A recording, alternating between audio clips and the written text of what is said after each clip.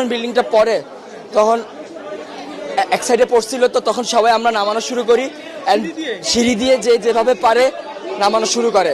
আমরা 1 নম্বর বিল্ডিং, 4 নম্বর বিল্ডিং, 5 নম্বর বিল্ডিং, 7 নম্বর বিল্ডিং সব হয়েছে 9 থেকে সেকেন্ড ইয়ার পর্যন্ত। তারা আলহামদুলিল্লাহ মোটামুটি সবাই সুস্থ আছে। আমাদের ভবন নাম্বার 1 নম্বর বিল্ডিং, জি 8তলা ভবন। আর বিমানটা পড়ছে আপনার হলো জুনিয়র সেকশনে, ক্লাস প্লে থেকে 8 পর্যন্ত।